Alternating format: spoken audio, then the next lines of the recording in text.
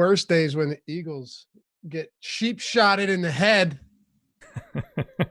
Welcome everybody to the NBA Strategy Show presented by Yahoo Sports. It is. Oh, it's not football? No, it is Monday though, January 6th. This is not a football show, Laffy.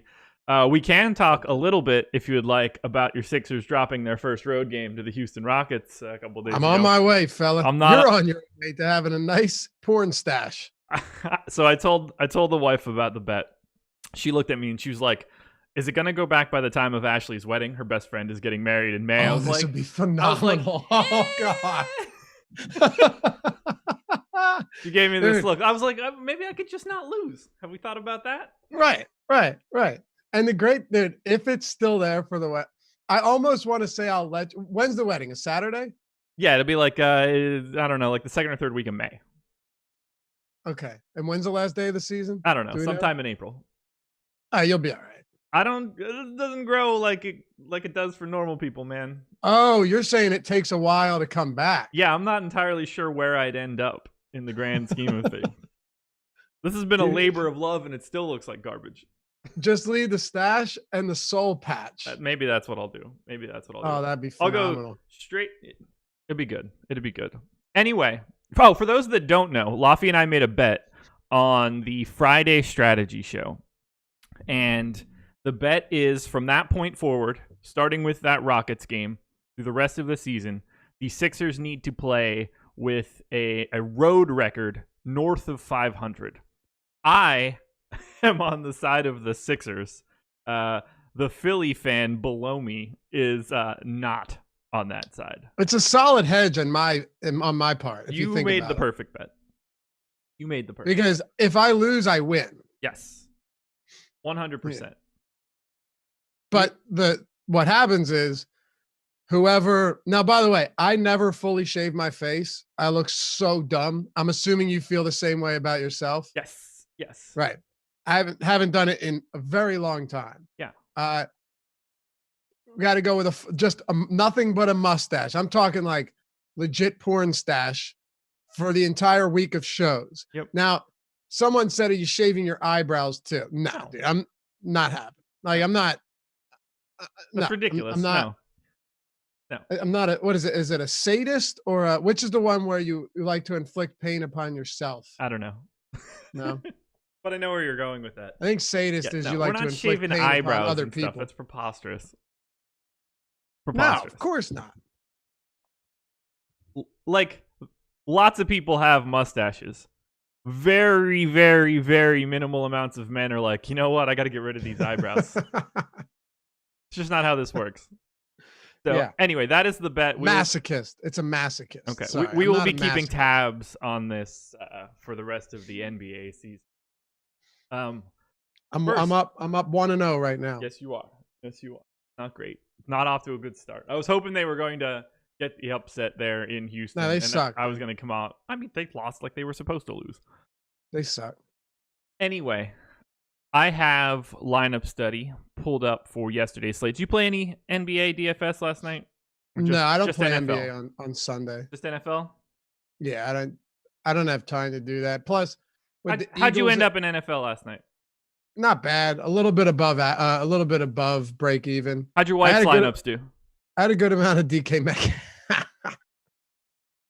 Man, that went wild, huh? Yeah, we're not getting into that. Just FYI, everybody. I mean, if you want to get into it, just go on Twitter. Like, you don't need this show to get into it. It is not an opinion question. Let's just put that out there right now, and that's all I'll say. Yep. There are no opinions in this. Anthony Davis scored 64.75 fantasy points. What's that? Anthony Davis scored 64.75 fantasy points, highest scorer of the slate. Solid. Alex had 88.7% of him. That's good, right? Yeah, you would think. Second highest scorer, Dame Lillard. Alex had 50%. Third highest leading scorer, LeBron James, 58 fantasy points. Alex had 50%. Alex was profitable yesterday. A good one.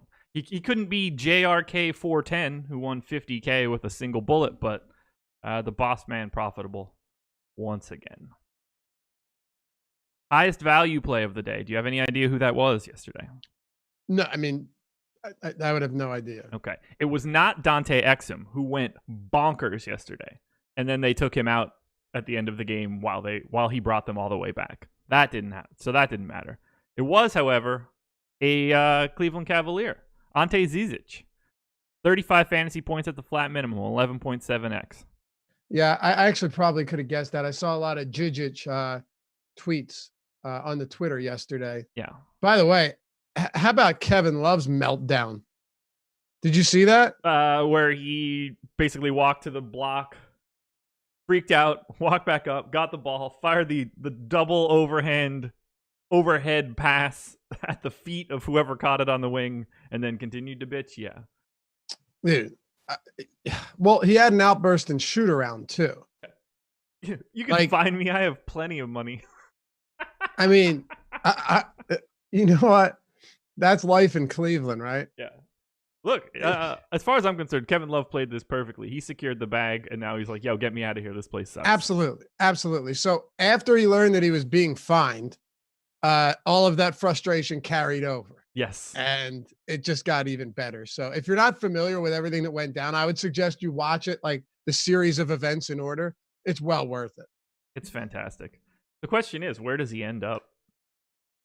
I'll take him in Philly. Just maybe we can trade Horford. Horford? I'll tell you what. That's the one you want to get rid of?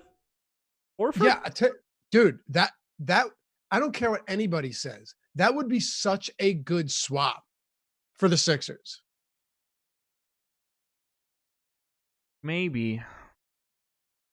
It would, man. You get a perimeter shooting big in Kevin Love. I mean, screw trying to I'm sorry. You know what? People don't want to hear us talk about the Sixers, but but in all seriousness, like with Kevin Love, I think that would be a phenomenal fit. I really do.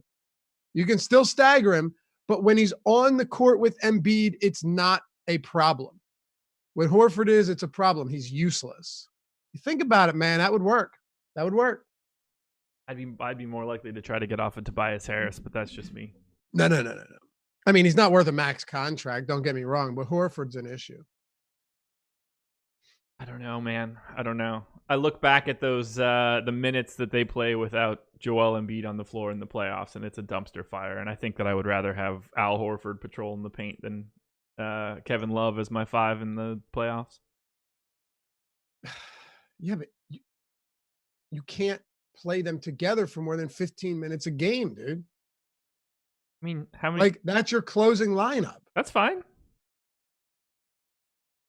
Al Horford plays every minute that Joel Embiid is not on the floor.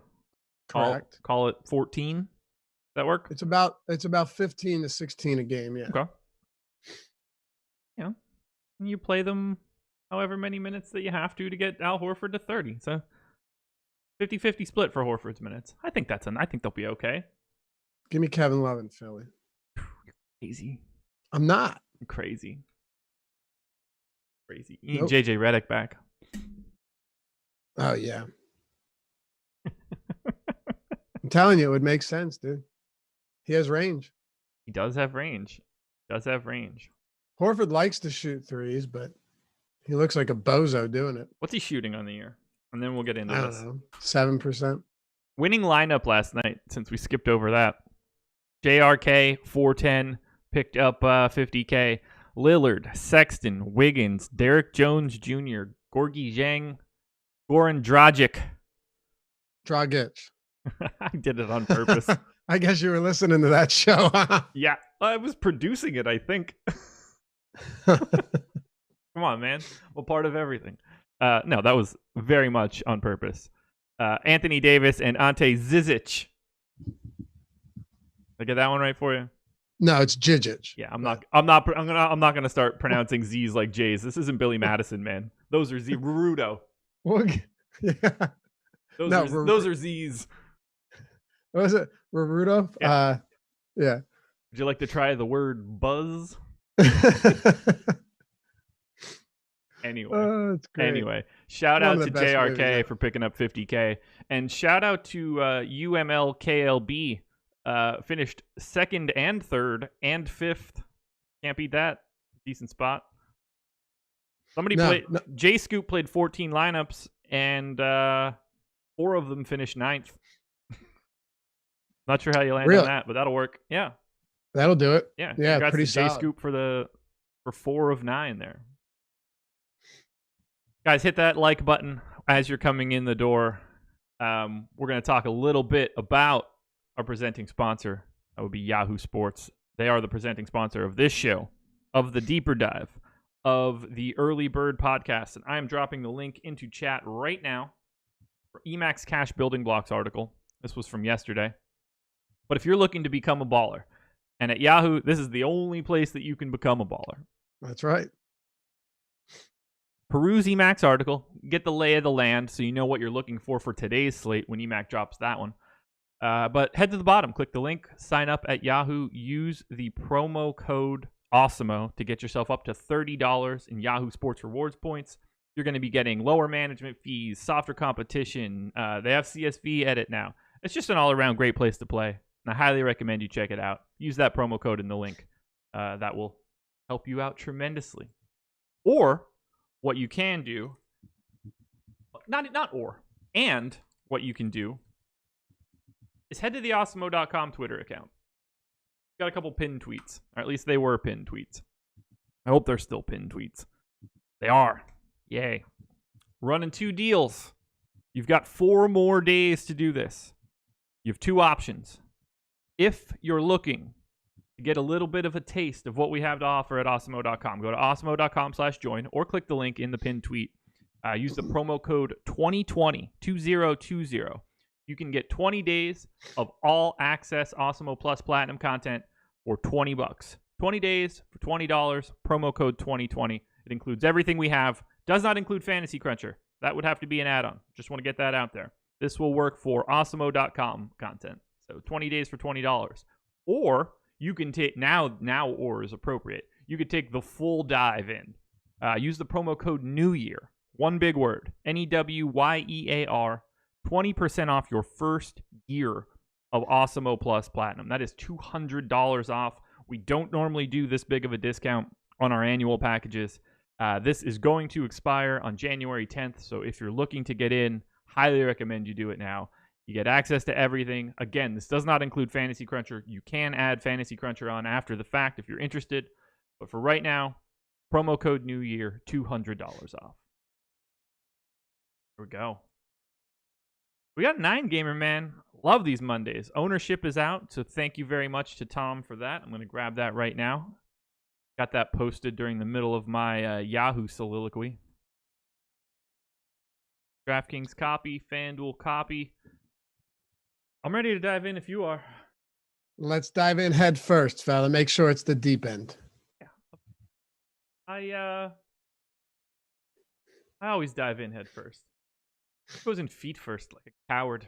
Depends how high the diving board is. DFS Twitter right now is, oh my God. Yeah, I just headed over to TweetDeck now, and I'm just scrolling down so that I can catch up. I'm diving headfirst out of DFS Twitter right now. Let me tell you that. Yeah, at this point, you guys are safe here. Yeah, I would rather dive headfirst into a pool without water. The Charlotte Hornets are hosting the Indiana Pacers. Pacers are 5-point favorites in Charlotte. Outside of Dwayne Bacon now being a part of the rotation for the Hornets, nothing too interesting there from a news perspective. For Indiana, looks like we're still going to be without Malcolm Brogdon. But let's start on this Hornets side. A little bit of ownership coming into Devontae Graham and Terry Rozier. These guys are playing monster minutes. Graham would be the guy that I'm looking for. I have him in for 36 minutes. He's $7,500 on FanDuel, $7,700 on DK, $31 on Yahoo, probably his best price across the board. Graham is the guy that I'm interested in most. You can talk me into bits of Rozier, PJ Washington playing big minutes, Miles Bridges playing big minutes, even a bit of Bismack Biyombo. I see the appeal in all of those guys, but I don't see anything here from Charlotte outside of Graham as a guy that I want to have volume of. Doesn't it feel like we have the same conversation about Charlotte literally every show? Yes. Like, oh yeah, Graham, perfectly reasonable. I could see myself getting a little bit of Rozier. Neither of them priorities though. And neither guys that you're putting at the top of your list. But, and I say this frequently, Devontae Graham is the type of guy that can, I don't want to say win you a slate, but he's the type of guy that can have the type of games to put you in a really good position. And my guess, once again, Josh, he will be very low owned. So, and that's really the only reason we're talking about him. If Devontae Graham was chalk today, I don't imagine I would be there much at all. Right. At all. But 15% is not nearly high enough to make me all nervous. Exactly. But when you play the minutes are king, man. Well, not if you're a Kyle Singler, right? But you like that drop. He used to play like 35 minutes a game and have 5 fantasy points. He might be the worst fantasy producer ever. But I mean, you remember Singler, right?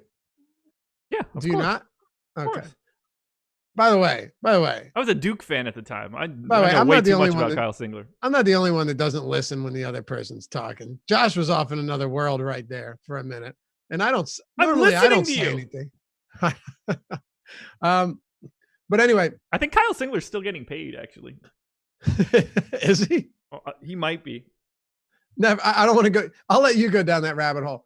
What I'm saying though, with Graham, you're getting 38 minutes in close games. I mean, he played 39 minutes in regulation against Dallas, 45 minutes in overtime. You look at that Cleveland game that they played on the second, 109-106. Did not go into overtime. He played 41 minutes. When you have a guy with the amount of usage, and I know I sound like a broken record with this because I say it all the time, but I just kind of want to reinforce where I'm at. A 25% usage guy with a 37% assist rate that sometimes plays 40 minutes in regulation, I'm not opposed to having some of him at a mid 7K price point. That's all it is.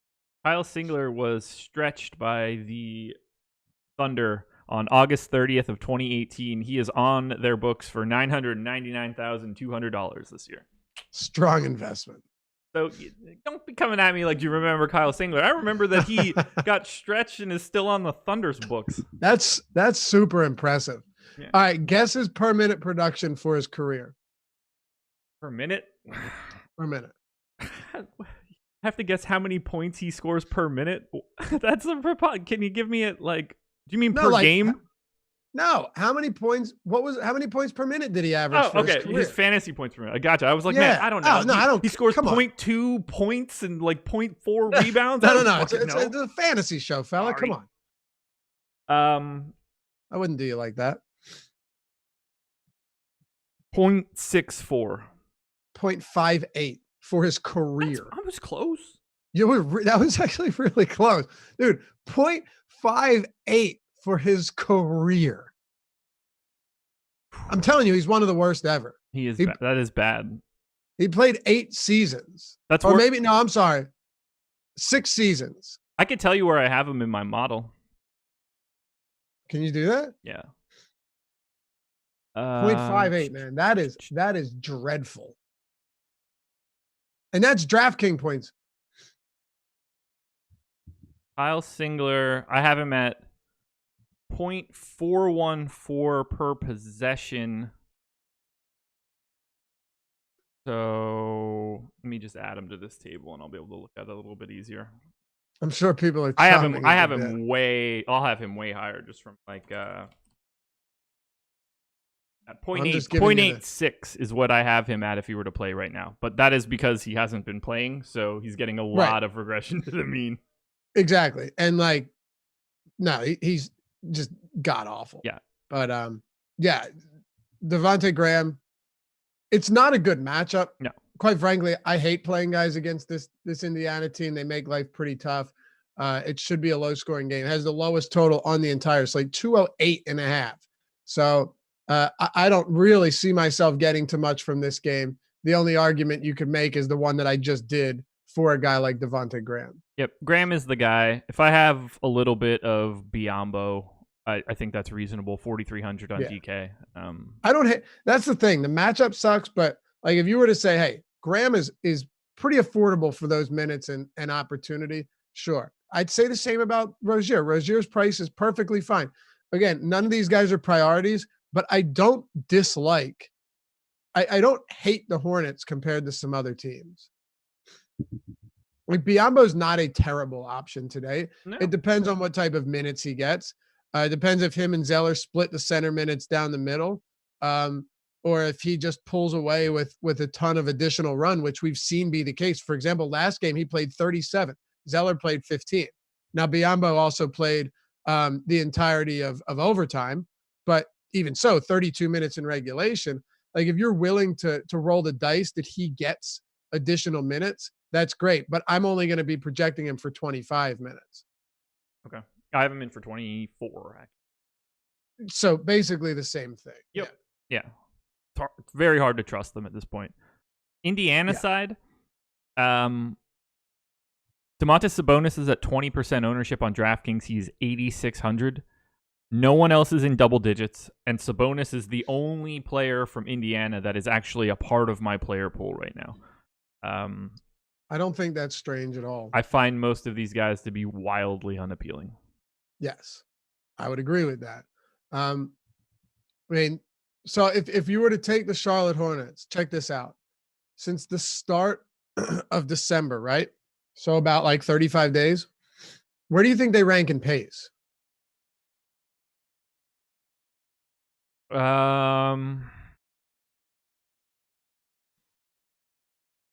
Let's see. 26th. Dead last. Whew. And here, I'll do you one better. This is bad. 95.5 possessions per 48. Yeah, they're dead last in my pace model. So I was trying to do it without looking at anything. So I can handle 95.59. Yeah. Just to give you an example, or to put it in context, the Clippers are at 104. Yeah. Like that's almost 10 additional possessions. That's what 8.5 possessions more per 48. Yeah. That is a huge like bump in possessions. If you're talking about any other team, really, Indiana over that stretch is playing at the 8th slowest pace. So it's the only way you're playing these guys is for their minutes and for the fact that they might be discounted. It's not because this is a good game on paper. It's not a good game on paper. I've 95 possessions. I only have 48. 3 guys in this game in a FanDuel player pool. Graham, Rozier, and Sabonis. Makes sense. Only one of them would probably get into my lineups at anything more than randomly. Let me pull it up. You can tell me, what's Biyombo's price on FanDuel? Bismack Biyombo is 4,700 on FanDuel. Okay. It's just pulling it up now. It's a pretty rough one. I'm ready to get out of it. Let's do it. Orlando Magic, Brooklyn Nets. Nets are 5.5-point underdogs in Orlando. Obviously, Orlando without John Isaac, without Al-Farouq Aminu. I've got a little bit of love coming in here, and I'm a little surprised that we are not showing any ownership to any large degree. So maybe I missed something. Do we have news on Evan Fournier? Is he supposed to be playing? Last I saw, he was questionable still, wasn't he? That would make a lot more sense to me. I'm guessing I missed it. Actually, hold on. I don't see anything on him. No, actually, he might be. Hop into the last injury report from Orlando. Not on there. Okay, perfect. So yeah, he's not even on it at all. Okay, that's good then. You're good on Fournier. So Vooch is projected for mid-20s in ownership. I think that, makes some sense. He's really good, and he's 8,500 on FanDuel and 8,300 on DK.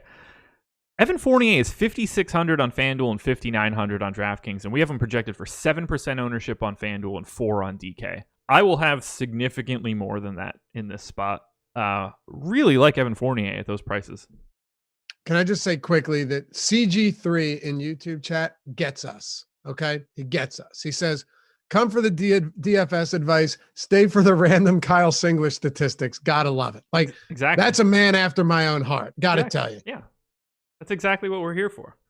Right? I mean, he just gets it. He gets it. We're just Appreciate you, bro. We're doing anything we can to call up players that aren't in the league anymore. Anyway, I'm sorry. Who did you say you liked? I really like Evan Fournier today. Yeah, I mean, so the Brooklyn Nets are one of those teams where I remember someone said, "Oh, did Laffy say the Nets we're playing good defense. LOL.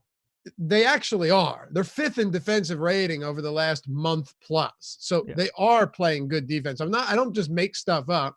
And if I think something like where I said Sixers pick and roll defense against ball handlers was bad and it turned out to be really good, I'll tell you right here, I'm wrong about it.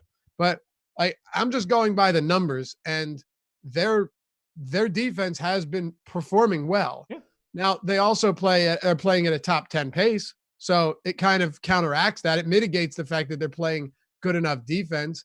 And it's also an Orlando team that is dealing with some injuries. I really don't think, though, that like Jonathan Isaac being out is going to heavily affect usage. Right. But it is going to cushion some minutes. And I don't think Fournier is a bad play at all here. Again, it's a pretty sizable pace up spot for Orlando, yes, which is what I like to see, right? They are bottom 7 in pace over the last 30 days on the season. They're easily bottom 10. So that benefits them for sure. I have Orlando gaining 4 possessions in this game. So do I. So that's like 3 and change fantasy points for Fournier just from the matchup. Right. So Jonathan Isaac has been out since the 1st. He played 1 minute. We won't include that, right? Mike McCarthy to the Cowboys. Oh, yeah? Yeah. Confirmed? Yeah. Wow. Okay, that's great for the Eagles. Sorry, I figured you would want to know that. Yeah, I appreciate that, actually. So it's been, I think, 3 games with him out. So how do you see the minutes breaking down today? It's tough to say it's to some extent because Aaron Gordon was actually out on January 1st when Isaac went down. Right. But it's been including that January 1st game. Maybe we just take that out and just take the 3rd and the 4th. How do you see the minutes and the rotation shaking out today? Because that's really all that matters for this team. Yeah. I mean, we're going to see Gordon, Fournier, and Vooch somewhere north of 30 minutes. I gave Fournier 34. I think that if this is a close game, that is sort of what we should be expecting him to play. He's averaged 32 minutes a game over the past 30 days. To average 32, you clearly have to play more than 32 on certain games, which if they're close, that would be it. So I see no reason to project him for anything lower than 32. Gordon is the only one that I'm a little wary of, and that's mostly because of his health. Played 33.7 on Saturday, so I see no reason he can't get to like 34 if this is a close game. You want to give him 32, that's fine. He's owned in the single digits. Not entirely sure why that's the case. Vooch already getting ownership. Again, going to play 32 plus minutes in a close game. Not entirely sure why Vooch is getting the ownership and like Fournier and Gordon are not. Yeah. What are they going to give more? They're going to finally give more minutes to Emile Jefferson? Nah. Right. I mean, these guys, was it Kem Birch the other day that played like 25 minutes and you would not have known he was even out there? Yes. Seems about right. He's 25 minutes. He had 8 fantasy points. Yeah. Just dreadful. And then he follows it up the next night with 11 minutes. So it's hard to say what's expected here, but I put it this way: like Wes Iwundu is probably going to get what? How many minutes do you have him playing? 30 again? I gave him 24. Okay, you gave him 24. Yeah, I mean, like I can sort of massage those anyway and give Kem Birch less, give Wes Iwundu more. I'm not going to be playing Wes Iwundu at 4K on FanDuel, 3,100 on DK. Like, if that makes or breaks me, I'm okay with it. He's bad. He's like Kyle Singler. Oh, no question. I have zero interest there, but just trying to work the rotation out. The thing about Gordon that I do like is he is starting at power forward now, and all of his minutes are coming at the 4, which is going to benefit him. I know maybe it hasn't looked like it has, but you'll still take Gordon at the 4 over the 3 any day of the week. Is he starting did he start at the 4 on Saturday? So he didn't Friday. Jazz, I know. Against the Jazz, Wes Iwundu started at the 3 and Gordon did start at the 4. Okay. Which is exactly what you want in that scenario. Exactly. You want him at the 4, not the 3. When I saw the other day that he was at the 3, I was like, this is such a waste of Isaac being out. Right. That's the whole, like, he's already playing in the wrong position because of the way that the team is structured. Right. Get him where he's supposed to be now. He did start at the 4. I mean, it honestly shouldn't take that long to figure it out that he is a better 4. Like that Steve Clifford takes that long to know that Wes Iwundu should play at the 3 and Gordon at the 4. But hopefully it remains the same today, and we get something good from it. Perfect. So yeah, I'm going to be playing quite a bit more than the field of Evan Fournier and Aaron Gordon, because if this game stays close, I think it's because you got to figure one of those guys is probably playing well, right? Yep. So I'm in it for the minutes here on the Orlando side. I don't mind getting to Vooch. He's probably going a little over-owned in my opinion, and I will have a little bit of Terrence Ross, but now that the price is coming up a couple $100, I'm a little less interested. Has been hot, but 4,500 on FanDuel, 4,700 on DK. I liked him a lot more when he was 4K. Yeah, I like Vooch here a decent amount going up against Brooklyn. I mean, defensively, they're in the front court much better than we've seen them in previous seasons where they've just been a sieve. And it's like, all right, start guys against the Brooklyn front court and good things will happen. They've definitely been better in that respect, but they're still allowing a good amount of rebounds. And I don't have faith that this Brooklyn team is going to be able to really slow down Vooch. He's a high enough usage player. If he gives you the big thing with him over the past couple of years is you just couldn't rely on him to get the minutes that you needed. But if you're giving him 32 today with upside for a little bit more than that, I like it. And he would still be, I think, my preferred play here. The fact that he's getting ownership makes it a little bit less appealing. Yeah. But I think a lot of it also comes down to the guys that are priced around him. Let me ask you this: on DraftKings, where Sabonis is center eligible, would you rather have Sabonis at 86 or Vooch at 83? I'd rather have Sabonis slightly, but I'd rather just not have either. If you're asking me in the grand scheme. Right. And see, that was my next question. I'd rather have Jokic and Embiid. What about Rudy Gobert at 7,900 against the Pelicans? Massively higher than both of those guys. Yes. Okay. We're on the same page. Yeah. But I do prefer Vooch. I personally prefer Vooch over Sabonis in this spot. Okay. If I moved 1 minute around on both of those guys in either direction. It's very close. It's very, very close. Yeah. And like you said, neither are really priorities. Yeah, I would rather just have neither of the two and have a lot more Embiid, Jokic, and in particular Rudy Gobert at just 10% ownership. I have Vooch and Sabonis separated by like 1 fantasy point, but Vooch is also cheaper. So I have it by like 1.7 or something like that. So yeah, sign me up for Fournier. Sign me up for Gordon. Well, if you end up with a little bit of Markelle Fultz, I think it's fine. Obviously, there's nothing wrong with Vooch. I think there's just a lot of center options that are around that aren't getting ownership that are a little bit more appealing. Yep. On the Brooklyn side, no Karis LeVert. He's not going to be playing in this one. Did make his return this weekend, but they are on the front end of a back-to-back, so he's not going to be playing in this one. We got Spencer Dinwiddie, 7,800 on FanDuel, 7,900 on DK. I will certainly be playing him in this situation. Jared Allen is 5,100 on FanDuel, 5,400 on DK. Not really picking up all that much ownership. Still playing 24 minutes a game, 24 minutes a game, 26, 26, 26. I will be going there as well. And then, I don't know, if you need to punt, Garrett Temple plays. What do you want to do with Brooklyn? I mean, honestly, on DraftKings, I really do not have much. I think the pricing on so many of these guys is kind of just appropriate. And I don't say that in a good way. I mean, they're just kind of there. The pace of play for Orlando and solid enough defense. I mentioned this to you, I think, on Friday, but their defense without Jonathan Isaac actually doesn't change. And that to me is very surprising. Spencer Dinwiddie, 7,900 is always somebody that I'm going to have interest in, knowing that Kyrie Irving remains sidelined. Yeah. If you're getting a competitive game, and I think we should right now, Magic are 5.5-point favorites. Spencer Dinwiddie is going to always kind of pop off the page as a quality option. He's the one guy here below 8K, 7,900. I don't have an issue with that. What about Jared Allen on DraftKings? He's 5,400. His minutes are volatile because you really don't know what you're going to get between him and DeAndre Jordan. He always seems to have the longer leash in terms of if he gets off to a great start, he's going to get opportunities. But he literally is doing shot volume is through the floor right now. And he has plummeted back down to earth recently. So maybe it's a good time to pick up on that cheap price tag, but I think I'll wait until he's in a spot that's a little bit more friendly.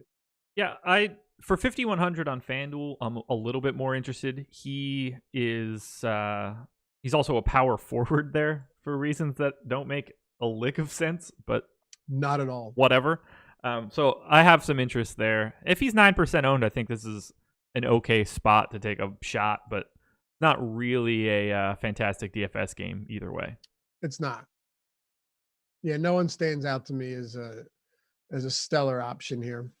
I mean, Garrett Temple's cheap. Right. So I guess that's okay.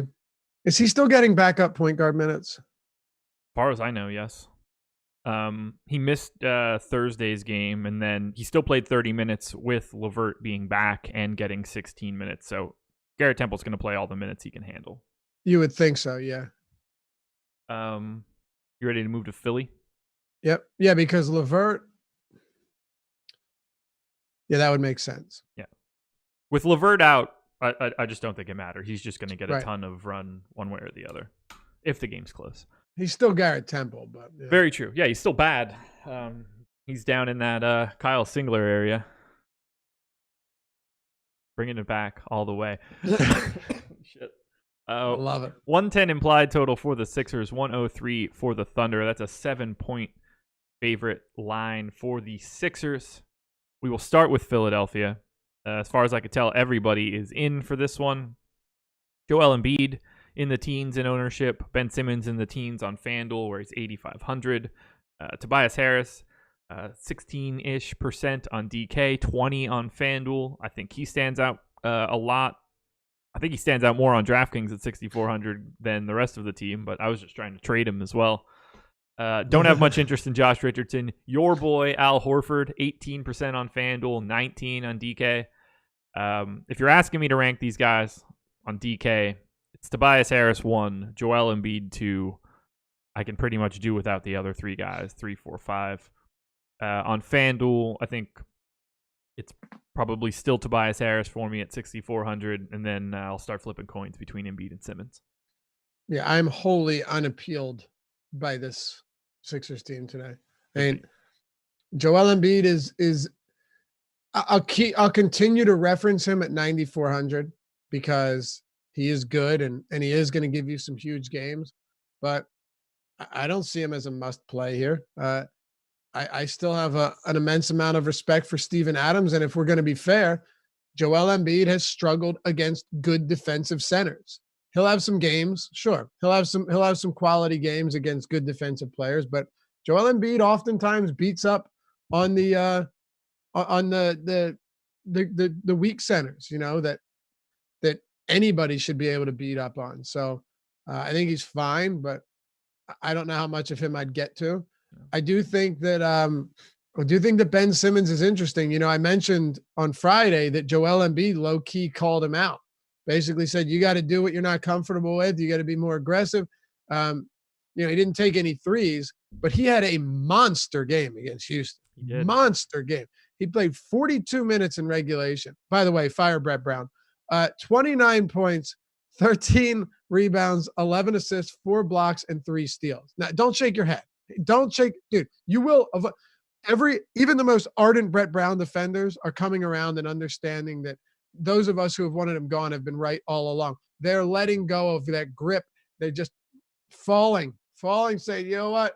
Somebody catch me. I've been wrong. I'm not sure a mid-season coaching change is going to help me in my bet. So I'd like him to stick around, please. That's a very fair point. But if Ben Simmons, the thing is, Ben Simmons can't be aggressive once every 3 weeks. He has to be aggressive every night. I think you'd agree that if Ben Simmons plays an aggressive style of basketball, this guy will be an easy 10K player in a week. Yes. You know what I mean? If he does that 4 games in a row, you're going to be 50, 55 plus fantasy points. Seriously, every single night. Yeah. Every night. Because that's what he's capable of doing. He is athletically and physically dominant. He just doesn't do it enough. So If you have like Ben Simmons coming in at low ownership, which I'm taking a look at right now, 3% on DK. 2%, 3, but still 3%. See, like to me, that actually makes plenty of sense. Yeah. And I don't mind getting a little bit of him. I'm not a narrative guy, but what you're betting on him coming and doing what he did last game in terms of being aggressive and taking the game into his own hands. If he does that, Ben Simmons at 8,800 will pay off that salary every single time. How do you feel about Tobias Harris? Because he's the guy that stands out the most to me right now. Yeah, I guess. I mean, point per minute guy playing 35 minutes a game. No, I hear you. They're just in disarray right now. Their 3-point shooting is off. Yeah. They can't space the floor. Everything looks terrible. So I'm hesitant to go heavy on guys that like rely on the offense to be functioning in order to produce. They all play a role in the offense functioning, right? Like the struggles from each of them individually is turned into a collective failure. But I think, yeah, I would go Simmons because there's no ownership there. And then I would go Tobias Harris, and then I'd probably go Embiid. Okay. Because the center position's got a good amount of options today that I feel pretty good about. Yeah. By the way, Ben Simmons, $8,500 on FanDuel. I think that's more than reasonable. Agreed. That looks pretty good. Much rather have him than $9,100 Trae Young. Would you? Simmons? Yeah, absolutely. On the OKC side, not a lot standing out here. Only Chris Paul on FanDuel is picking up any ownership in the double digits. I completely agree with it. He is $6,700. That is way too cheap for Chris Paul. So I completely agree with that. If you get to some shares of SGA or Adams, I think that's fine. Adams might see a couple extra minutes in this one. It might be something to pay attention to. Nerlens Noel, I believe, is doubtful, not completely out. So we'll be seeing Mike Muscala likely as the backup center. Not really a great spot for Mike Muscala. So possible you see Steven Adams creep up, and try to be out on the floor for every single minute that Joel Embiid plays. But Chris Paul on FanDuel is the only thing that I would really recommend to anybody. Yeah, I would say this team has become difficult because there's a bunch of guys that are decent but not great. And there's never really anybody that's just like a clear-cut top dog. Steven Adams, that salary is getting a little bit aggressive. I feel like, did you say Adams is the guy that is going to be out there whenever Embiid is out there? You would think. They don't really have a choice. Exactly, with Nerlens Noel out. Plus, Nerlens Noel is the type of guy that Joel Embiid would bury 6 feet deep because he's a toothpick and he can't defend physical guys, centers. I don't know anything about their history. I don't know if like he would have like a personal opinion about Joel Embiid. No, I doubt it. I'm not saying personal. I'm saying the way Nerlens Noel is, like, he's more of a finesse defender. He's not somebody that's going to body you up in the post. Like, he just can't do it. But he's out anyway. Right, but what I mean is, like, he might just know that, like, he can guard Joel Embiid from time together and like. Maybe, yeah. I don't know. I have no idea. He has more information than most. I have no idea. I've never looked into any bit of them playing against each other. I have no idea if Noel will be like, oh man, I've handled this dude before. Well, I don't even know if they played together, dude. They probably had plenty of time to play like one-on-one on the sidelines. Oh yeah, I guess you're right. I mean, Joel Embiid's first season was, I think they only played like half a season together. Okay. But nevertheless, it's not important. It doesn't matter. Yeah, they played half a season together. Okay. Wow, I would have thought it was more than that. And it would be less than half a season because Embiid sat out like 3 games in a row and then played 1. So I just don't. I have a tough time getting to the Thunder, and the truth is, like, Philly's defense right now is also struggling. Not nearly as bad as their dysfunctional offense, but the defense hasn't looked great either. The big question though is just like, which of these guys are you going to get to with any confidence? They're all kind of priced right. They all kind of producing at the same or similar rate, at least, albeit in different ways. I don't know. I get to much OKC today at all. Yeah, it's really just Paul for me on FanDuel. 6,700 is too cheap for a guy that plays, 33 minutes a game at 1.15, we'll say, fantasy points per minute. Yeah, spot. I mean, at 67 on FanDuel, I have no issues with him. I still don't see myself getting much of him on DraftKings. I agree. Close out the 7:00 games with, I don't even know how we're going to do this, honestly. The Washington Wizards and the Boston Celtics. The Celtics are 9-point favorites in Washington. The Wizards have released Jonathan Williams. He played 30. I want to make sure I get this right. He played 31 minutes on Saturday as their power forward. Gone. Jan Mahinmi is questionable. And by all accounts, everybody else is still out. Now, Davis Bertans was able to practice on Friday of last week. I wouldn't be shocked if we saw in the 1:30 injury report that Davis Bertans has been upgraded to questionable. I have nothing to back that up. I just don't understand why they would cut Jonathan Williams if somebody wasn't back. Yeah, I have no idea how this injury report operates, to be honest with you. By the way, Bradley Beal, also still questionable. What makes you think it wouldn't be Thomas Bryant?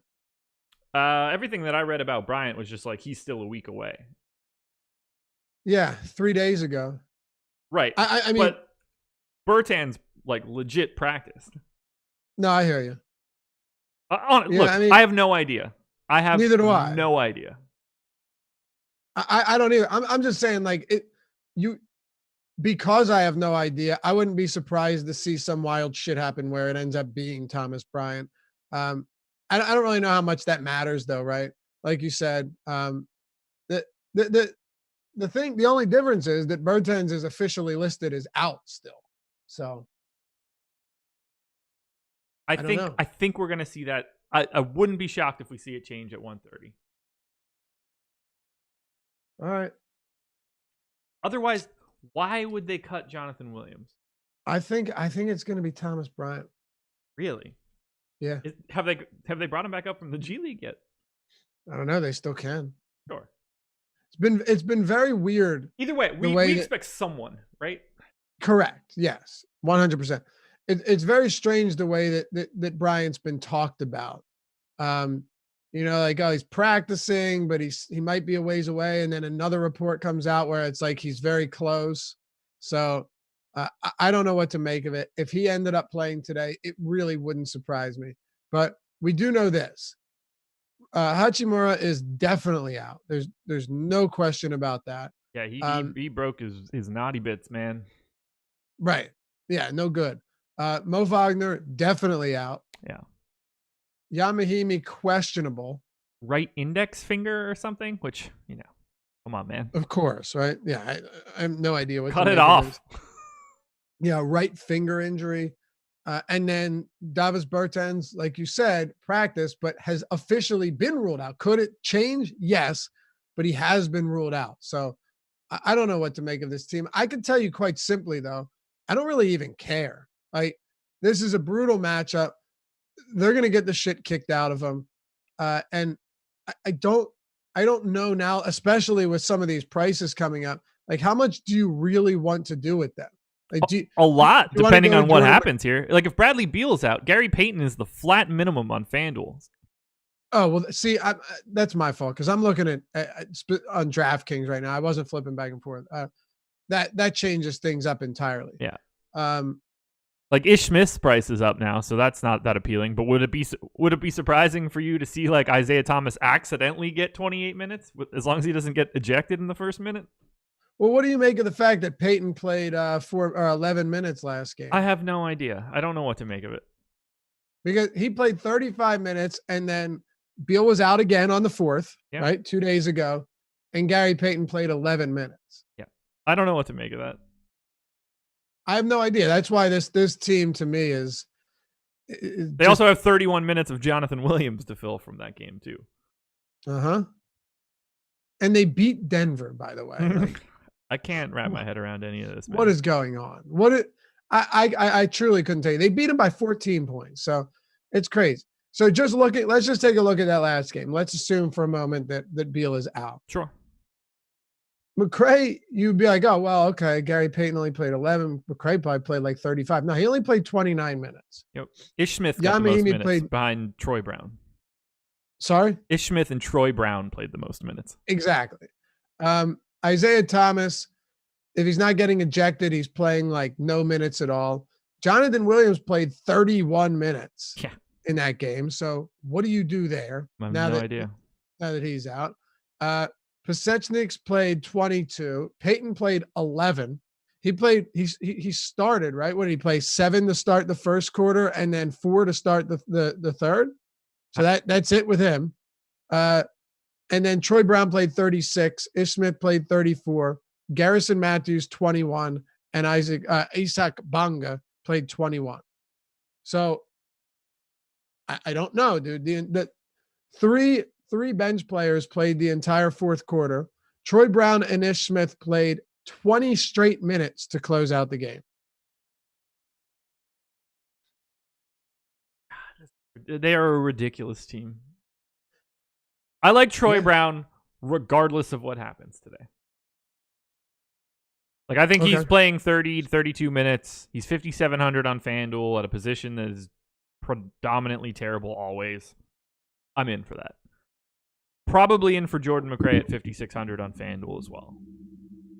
If Beal is in, he's 8,100 on FanDuel. I think that you at least have to entertain it. Another kind of like fly in the ointment is the Celtics are a bottom 10 pace team with a top 3 defensive rating on the season. This isn't like, all right, great matchup. What's that? It's about as bad as it gets. Yeah. Yeah. It's not like, okay, great matchup. Now we just have to get the minutes right. It's like, we have to get the minutes right, and it's a terrible matchup. Yeah. It's not going to be fun, but we have to pay attention to it. Their shoot around is going to be one of the more important things because they just don't have enough bodies right now. And in one way or the other, something is going to break by the time 6 o'clock rolls around, whether that's Bradley Beal being out again, one of these goons coming back, one of them not coming back, which is even more ridiculous. Because if no one comes back, they don't have a 4 on this team.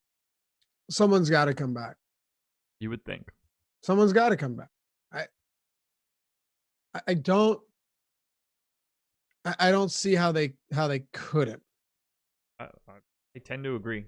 It's what we would call an untenable situation. I'm sure I can't wait for that faceless goon on Twitter to be like, said there was somebody coming back, nobody came back, another X. I can't wait. He's like, he lives to cold take Josh Engelman. Yeah. Whether or not someone ends up playing it from a take at 10 o'clock in the morning, which right. Well, let's assume nobody does come back. Yeah. There's either one or two things. They bring someone back up from the G League, or they play without a front court. Like, you have to assume that Jan Mahimi is going to play, because otherwise, then I don't know what you're going to do. You're going to get a lot of AP. Yeah. Pay attention to their shoot-around results. Tune in to the Deeper Dive at 5 p.m. today, where we will have significantly more information. And then play a crap ton of Boston. $4,900 Marcus Smart on FanDuel. Kemba Walker's still out. You should be playing a lot of Smart on both sites. Gordon Hayward is $700 cheaper on FanDuel than he is on DraftKings. You should be playing a lot of Gordon Hayward. Jaylen Brown is $500 cheaper on FanDuel than he is on DraftKings. You should be playing a lot of Jaylen Brown. And Jason Tatum is the only one that's priced close to correct. You should still be playing him. You could play a little bit of Enes Kanter because Washington's center rotation is ridiculous. You could play a little bit of Daniel Tice. You should be playing a lot of Boston because this is about as good as it gets. For as bad as it is for Washington against Boston, it's the opposite for the Celtics. No question. Marcus Smart, not just on FanDuel, but also pretty much across the board, is one of your better value plays right now, at least. Yes. I have him as my second best play overall on DraftKings. Okay. Yeah. 5,200 on FanDuel, on Yahoo, a little bit different. he's 22, which isn't terrible, but it's also not great. Just given the type of production you get from Marcus Smart, low usage hustle guy that does benefit in pace up spots. Added possessions for a guy like Smart are helpful, and also just a terrible team in the Washington Wizards should make life a little bit easier for him. He can compile counting stats. He's just not going to score a lot. But I mean, if you go out and you get like the 10, 5, 7, 2, and 2 game from Marcus Smart, that's pretty much what I'm expecting, And I think we should all be happy with that. Gordon Hayward, Jaylen Brown, Jason Tatum. I mentioned this, I think, was it Friday we talked about Boston, basically just saying that between these guys, I'm oftentimes going to go with the one that makes the most sense at his price point. So like Tatum had 28 fantasy points. Hayward ended up having 30, but he was like $1,000 cheaper. Jaylen Brown ended up having 42 and he was cheaper. So Brown is 74, Hayward 71, Tatum is 8K. I'll take him in the order of Brown, Hayward, Tatum in this spot. All of them are viable, but I just don't think Tatum's floor is basically just as low as any of these other guys. You're not locking in a better game by paying that additional price point. And Gordon Hayward's the type of guy that can get hot and give you a monster performance on any given night. So as far as the mid-range forwards go, or swingmen, give me, well, at least as far as Jaylen Brown goes, give me Brown, Hayward, Tatum. Okay. But Smart's the best play on Boston. I agree with everything you just said. I do want to point out, Jason Tatum's only $33 on Yahoo. That's probably the best price of the Celtics guys. I would agree with that, yeah. But for FanDuel and DK purposes, you put them in the exact same order that I would. Hayward's 29. Yeah. They're all reasonable there. Yeah. Jaylen Brown's 30. There isn't anybody breaking free from the pack like they are, like Smart on FanDuel and DK. Any interest in Cantor or Tice? I mean, not really. Here's what I would ask you, and then I'll move on from this one. Biyombo at 43 on DraftKings, Daniel Tice at 4,000, Jan Mahinmi at 45.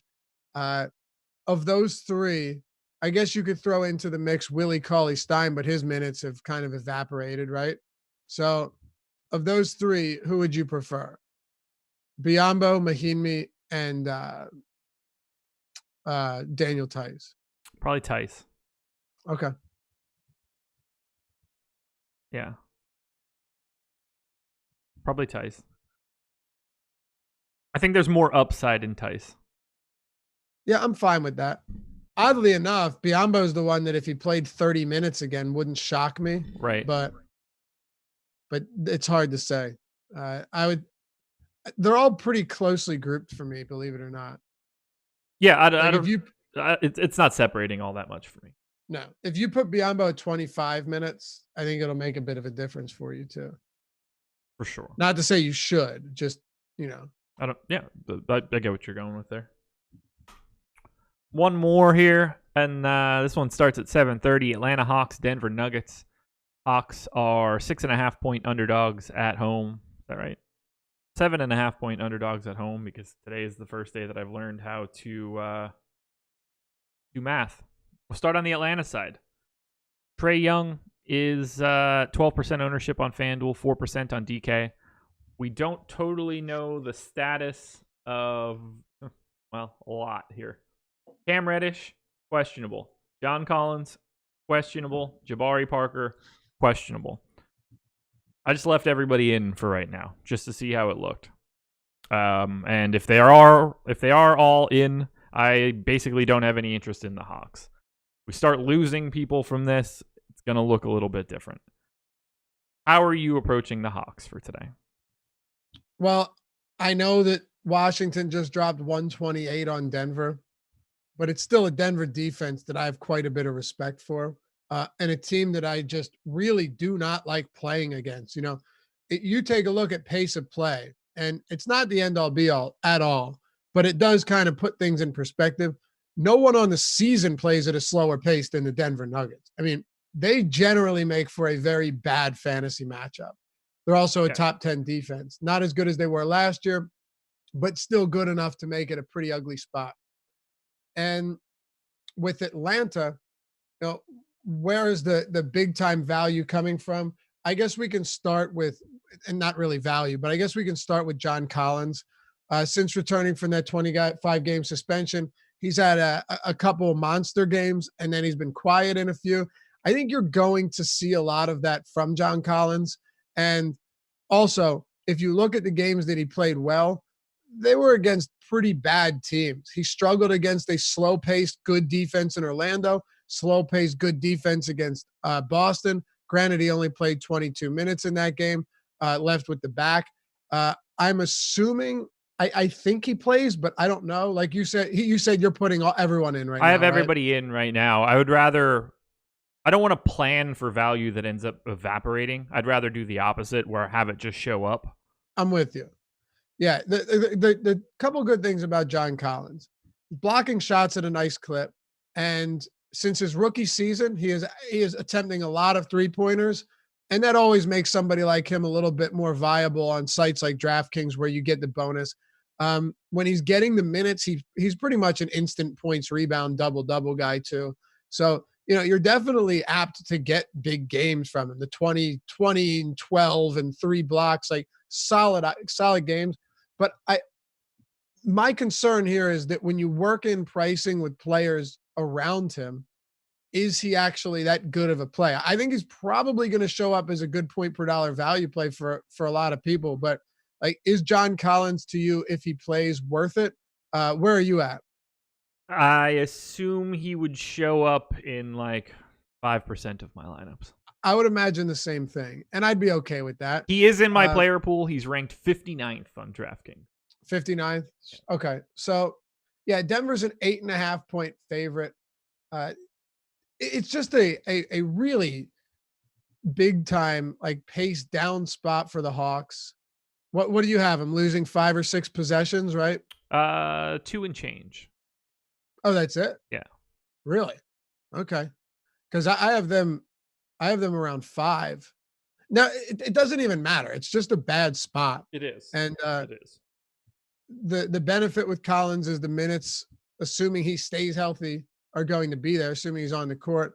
But I'm just not huge on this spot for him. And I think 7,500 is good, but it's not jumping off the page, gotta play John Collins type of salary at all. No, not so much. Did want to point something out. Somebody in chat said Trey dropped 48 real life points against them last time. Oddly enough, I was just listening to a part of a podcast about that, and how Mike Malone came out after that game and said that they would never allow one person to simply beat them like that again. And then like 2 or 3 days later was the game where they started doubling James Harden the moment he would step across half court, over and over and over again. I wonder if they change the way that they guard Trey Young and blitz him across half court and put the ball in the hands of the rest of these Hawks goons. Something to keep in mind. Interesting? It'd be interesting to take a look at other teams that have a Trey Young type player. I'm not comparing anyone to Trey Young, but a go-to shoot first, or really just your high usage guard, and with a supporting cast that doesn't really have a lot of talent, or at least a lot of offensive firepower, and see how they've performed against them since that last Trey Young game. I'm guessing they probably don't care all that much in most games. It just depends on who it is. But I thought you said they weren't going to let somebody like that beat them again. Right. There aren't a lot of teams that I think have one guy and one guy only, essentially. Like, I know that the Rockets have 2. It's also Russ. But Russ into the half court is not what you're worried about. Dude, Russ is actually kind of I hate to say it. Russ is not that good of a basketball player. Like, he is awesome to watch, super exciting. If I went to a game, if I went to a Sixers game, I'd love to be him playing against Russell Westbrook, because it is some of the most exciting basketball you'll ever get. But like from an efficiency standpoint, Russell Westbrook is not going to get it done. No, and it's never going to get any better either. No question. I mean, But the worst shooter in the history of the league. Yeah, it's crazy, right? Like, it's not even trying to be funny. Like, of guys that try to continue to shoot over and over again, he's the worst. I know. It's crazy. Yeah. Fun to watch. But this is a Hawks team that you have to pay attention to after shoot around leading up to lock. Like, yes, that's nothing really we can do right now. I don't know how much time we even bother spending on it. There's several guys that get minutes that are questionable to play, that we really have no indication one way or the other if they're going to play. Right. Yeah, everything. If Collins and Jabari Parker and Cam Reddish, right? It's Cam Reddish, yeah. Get ruled out, then we're going to be playing some Hawks. But we'll speculate. We'll talk about that when we actually have that information. I'm going to be playing some Denver Nuggets one way or the other. In particular, $8,800 Nikola Jokic on FanDuel. No-brainer for me. Happy to get there at 9,200 on DK as well. I have no issue getting to Will Barton on FanDuel, 6,600. A little bit less interested in the $7,100 price tag on DK. I don't even mind getting to a little bit of Gary Harris if I had to, or Jamal Murray for $7K on FanDuel. This is a great spot for Denver. No question. And I have a lot more interest in them than I do in Atlanta. And by the way, if like Collins is out or these guys are out, it's not going to change how I feel about Denver. So I feel okay talking about them right now as we would, assuming everyone's in or everyone's out. I don't think it makes. I honestly don't think John Collins would move the line much at all. So no, I don't know about you, but if it moved a point, I'd be surprised. Yeah, I was going to say half a point. I doubt it makes a significant difference there. But you mentioned Jokic earlier, saying that you'd prefer him over, was it Sabonis we were talking about, right? Yes. Sabonis and Vooch? Yes. So where do you have Jokic stacked up against the rest of centers here, knowing that on DraftKings you're getting him at $9,200, which I think is pretty fair, given the type of production and erratic performance we've gotten from Jokic this season, still with the triple-double upside, but nowhere close to the same player he was last year or in seasons past. 92 and then $8,800 on FanDuel. You come over to Yahoo and he's $37. So he's the same price as Spencer Dinwiddie and basically Vooch and Rudy Gobert. He is my number one center on FanDuel. Okay. He is not my number one center on DraftKings. He's like fourth or fifth or something. I'd rather have Gobert. I think I'd probably have like Rashawn Holmes. Can make a case for LaMarcus Aldridge. Is he your number one player on Denver? Jokic? Yeah. Yes. Okay. Yeah. 8,800 on FanDuel. I'll take that all day against Atlanta. Yeah, I mean it's been a trying season for Jokic. Like there's no doubt about that. But in a spot like this, you probably want to just take your chances. What do you think of a $4,500 Gary Harris on DraftKings? I mean, you want to talk from a per minute perspective? Like this is Kyle Singler level. Not quite as bad, but it's been rough, right? Like it's been ugly. He's been bad. But you're also getting huge minutes from him. Is that enough against Atlanta to get to him? Probably. I know it doesn't feel great, but if this game, if Gary Harris plays 34 minutes like I have him in for, I want more than the 5% that people have. Right. That's where I'm at. I definitely don't want to overload Gary Harris, but it's not fun. I think he's fine. Not fun. I don't have anything else from Denver. No. What I do have is the perfect opportunity for you guys to hit the like button, to subscribe to the channel, hit the notification bell so you know when we go live. It's a pretty light day today.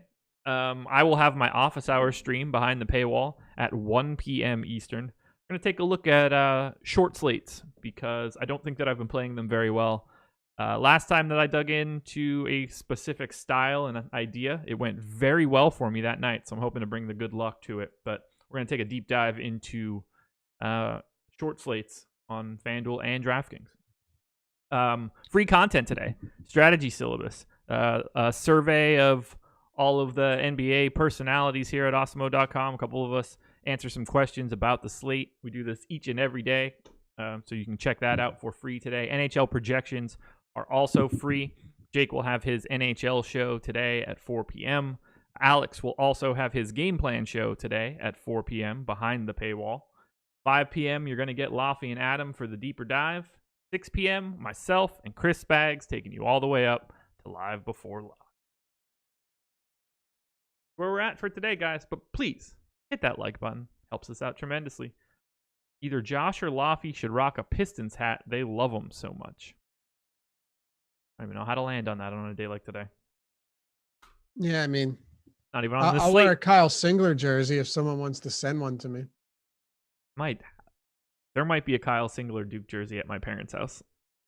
Oh no, I want a Kyle Singler Pistons jersey. There you go. I want the Thunder one.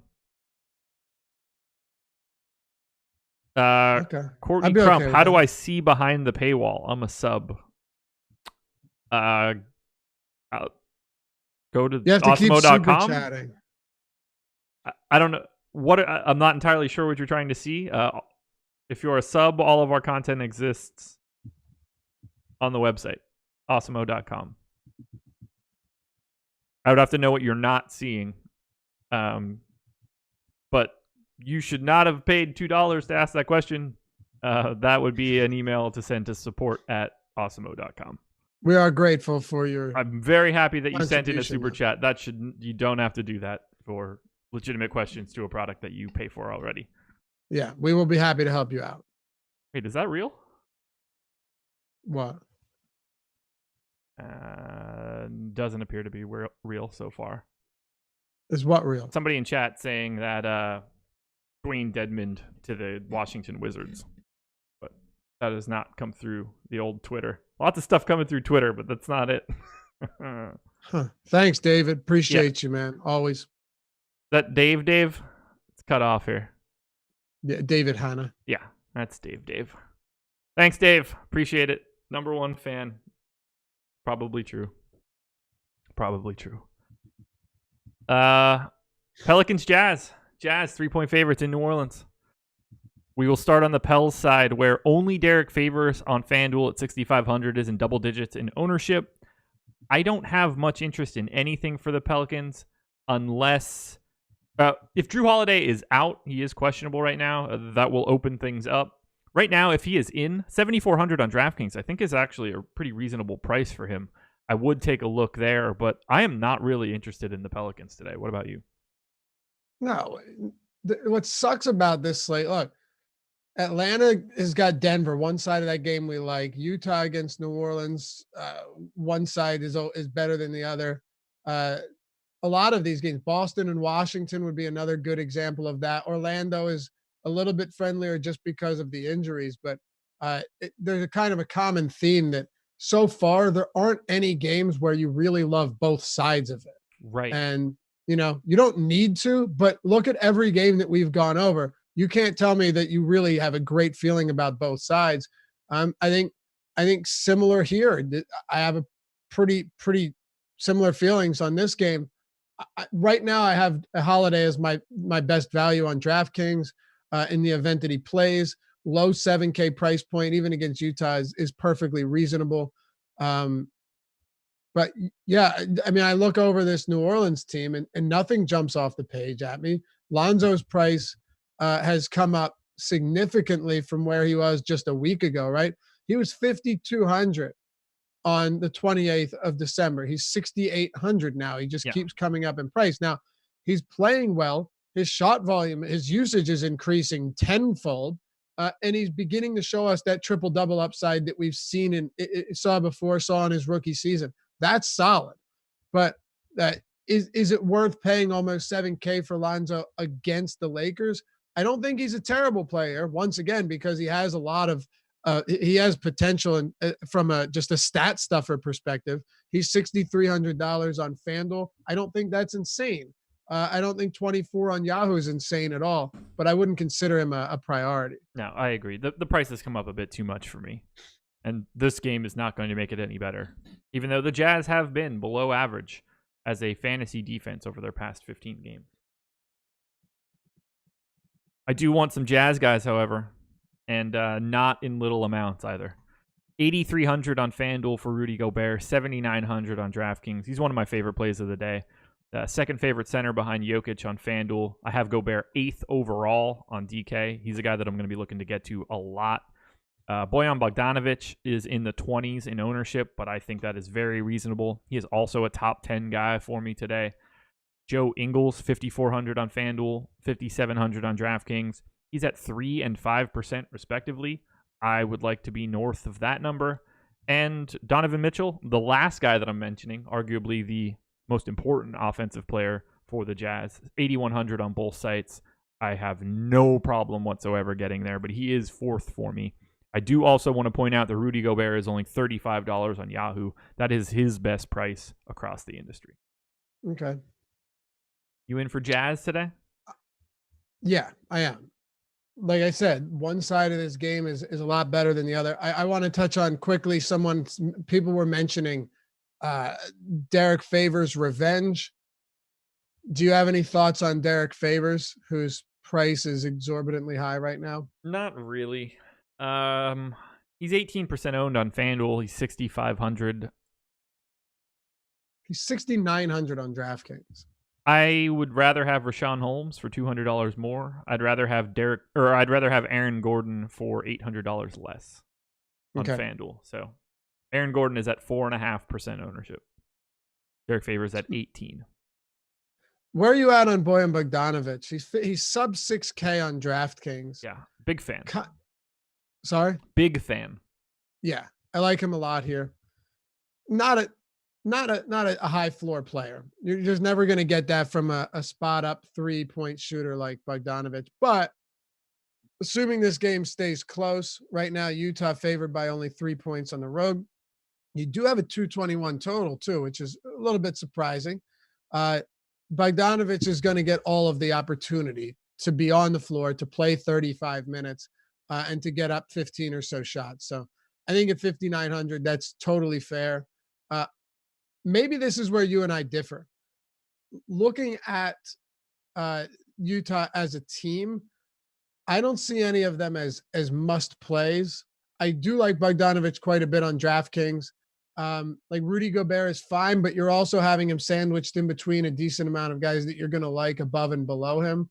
And then Donovan Mitchell is also reasonably priced, but not a standout option to me. So I would assume we might have different opinions there. I like all of them. I would imagine I'll have a good amount of Utah, but I don't think there's going to be anyone on this team that is like at the top of my player pool. Okay. Yeah, then we do differ quite a bit. Bogdanovic. On DraftKings too? Yeah, DraftKings, Bogdanovic, Gobert, and Ingles are 3 of my top 11 guys relative to their salary. Yeah, we're a little different. Now, like I said, I would imagine I'm going to have quite a bit of all of them, but I don't think I'll have an exorbitant amount of anybody.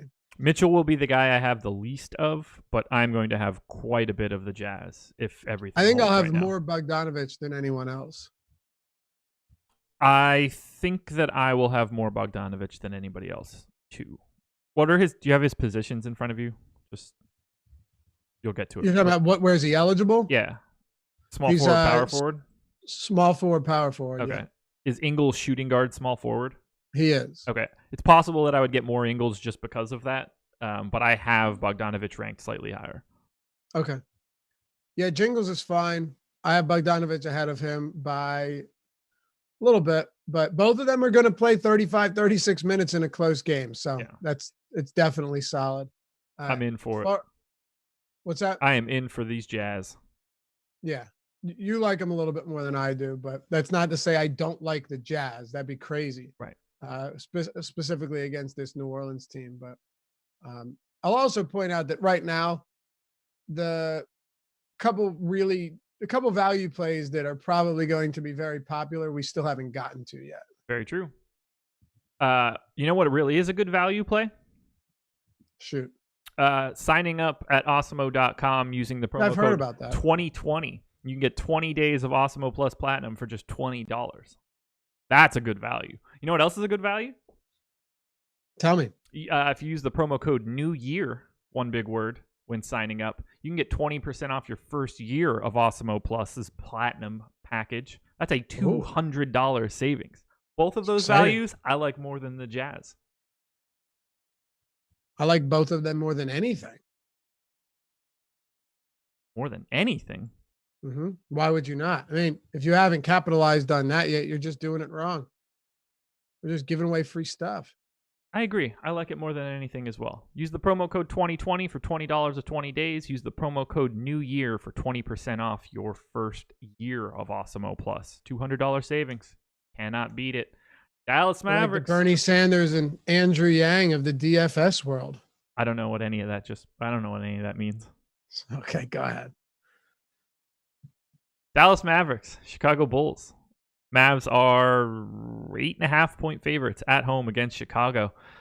No Kristaps Porzingis for Dallas, so it's going to be business as the usual from the past couple days. Don't be afraid to play a bunch of Luka Doncic. 11-6 on FanDuel, 12-2 on DK, 21,600 on Fantasy Draft, and $58 on Yahoo. I still like him clear across the board. One thing to keep in mind for Chicago, however, we're going to get to a very important value play today.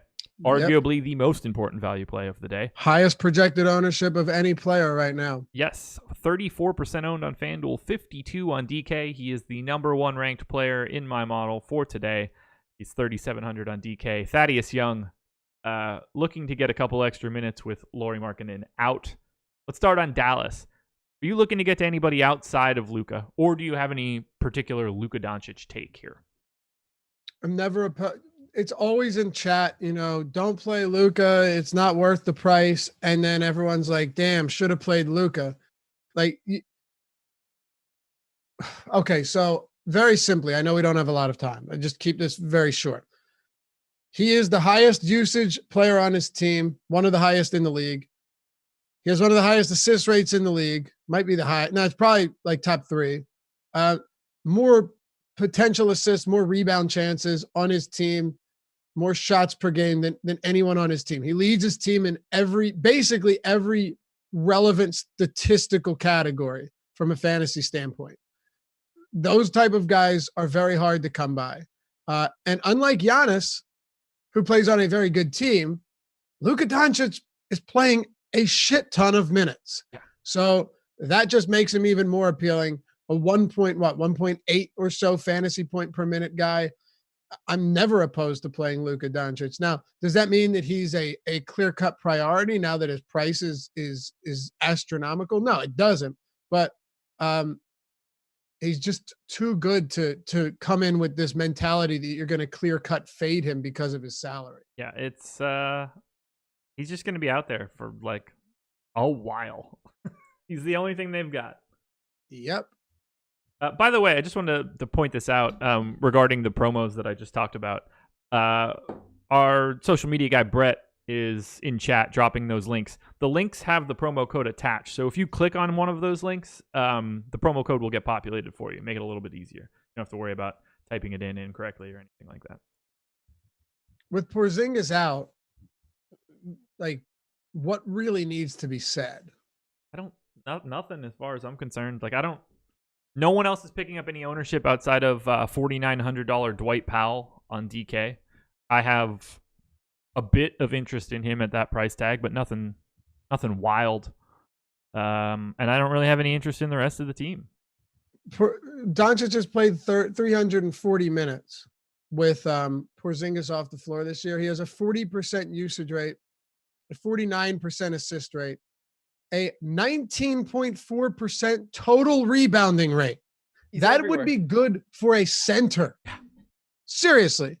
And 1.96 fantasy points per minute across 340 minutes. Not a huge sample, but if you're just like clear fading him because it seems like people are just dead set on fading Doncic. You've seen it in our chat, right? There's some people that constantly every night fade Doncic. Once in a while they're right, but he's basically a 2 fantasy point per minute guy with Porzingis off the floor. It's absurd.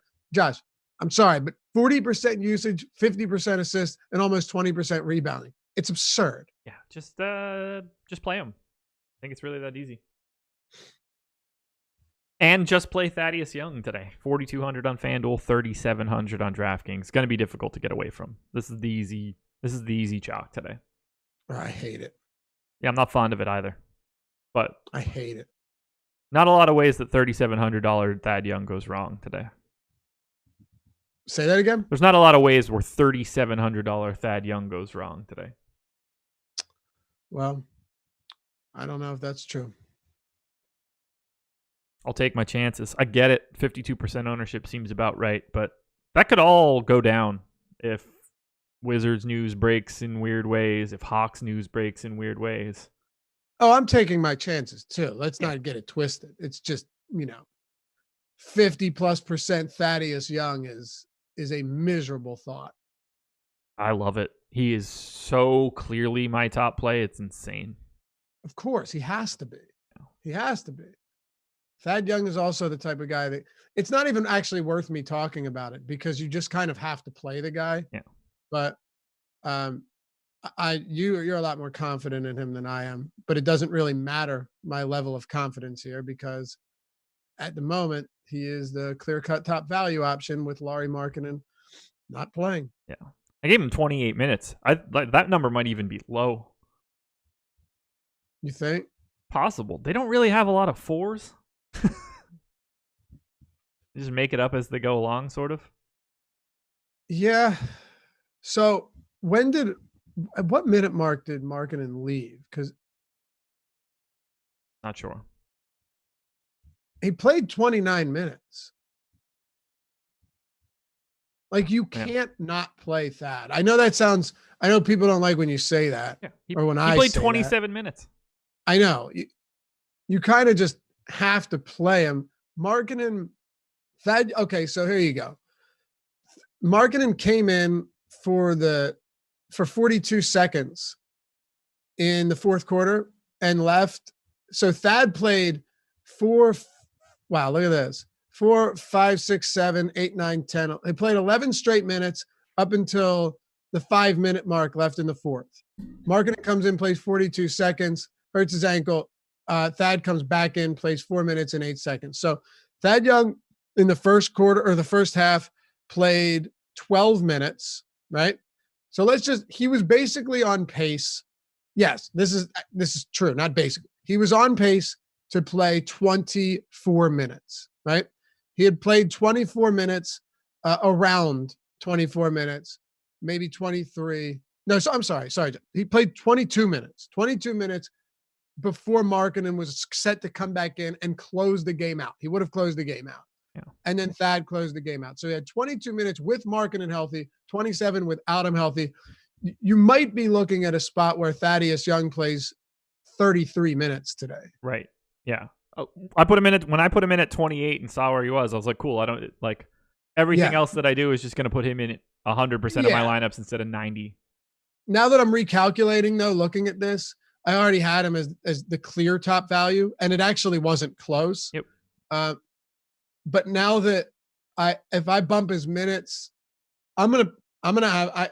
You're right. It doesn't matter, but I'm gonna have to project him, seeing what we got last game, for above 30 minutes. Yeah, I think that's perfectly reasonable. It won't make a difference for me. He's going to be in as many lineups as I can possibly generate for DraftKings today. Yeah. So I just want to tweak my opinion a little bit. I was already playing Thaddeus Young, but little bit more confidence now seeing that. I thought Markkanen left earlier in that game. He didn't. So I'd be shocked if he's not the top value play of the day, no matter what news comes out from across the industry. But you can create additional options if different things happen for the Wizards or the Hawks. Yeah. God, I don't know if you can. Because he's the direct backup. Yeah, he is the clear benefactor here. He's the direct backup to Markkanen. You look at the amount of minutes Markkanen plays each day, and you can immediately tell how many minutes Thad Young played. Yep. So, I mean, Markkanen getting 30 plus minutes in competitive games. It varies from time to time, but they don't have a lot of depth at these positions either. So, right. If Thaddeus Young If Thaddeus Young plays 34 minutes, it would not shock me. You don't need to project him for that, Yeah. but it would actually not be shocking. I agree. I'm giving him 31. I agree. What do you want to do with the rest of the Bulls? Levine is in the teens in ownership. I think it's fine. I don't mind Chris Dunn. He's not getting any love. I don't mind Satoransky, who's been playing a little bit bigger minute load. He looks fine. Probably going to have a little bit more of the Bulls than the public does.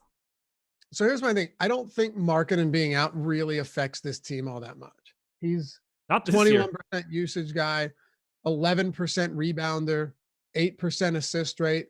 Like all of these things can be compensated for pretty easily. You're not losing a Luka Doncic. You're not even losing you're not even losing like an Eric Bledsoe. So I think it makes a difference, but I don't see it heavily impacting anyone from an extent to, well, now you have to see this usage funneled through somebody else. Not really. A little bit here, a little bit there. Yeah, I agree. I will have more than the public does of Chicago, but it's not as if I'm saying like I'm going to have 40% of these guys, but 5% done in this spot. Yeah, I'd be happy to get to 10 to 15. Satoransky, 6% owned. Yeah, I'd be happy to get to 12 to. Sure. All I'm saying is, not outside of Thad Young, I'm not like heavily bumping up this Chicago team. 100% agree with you. That's all I've got in this game. Yep. And Levine 77 on DraftKings. He's the type of guy that you will go out and sometime, like 2 games ago, 26 field goal attempts. Yeah. He is jacking up a ton of shots. He's got 23 plus field goal attempts in 5 of his last 8 games. And then one of them he had 21. When you're getting that type of insane shot volume, right? Like he's averaging, I think 22, 23 shots per game over that stretch. I'm okay with that. Forget about Markkanen. Levine on his face. Levine is a totally fine play. What do we have for him on ownership? Levine, 18% on DK. I think that's where it should be. I think that's pretty reasonable. Thad Young averaging 1 DraftKings point per minute in 569 minutes with Lauri Markkanen off the floor this season. Okay. So probably just what he's averaging on the season. I have him like a 10th of a point less, but either way, that's a Gotcha. 1 point fantasy point per minute guy at $3,700 today. Yep.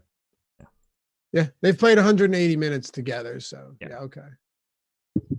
Move on to San Antonio, Spurs and Bucks.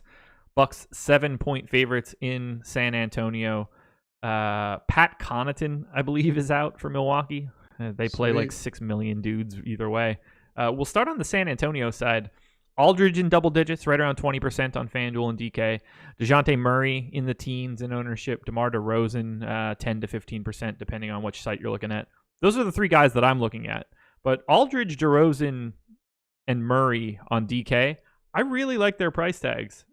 Terrible matchup against Milwaukee. Milwaukee obviously very good defensively and beat the tar out of everyone they play. But for right now, I think I'm going to have a little bit of these 3 guys. Who do you like the most?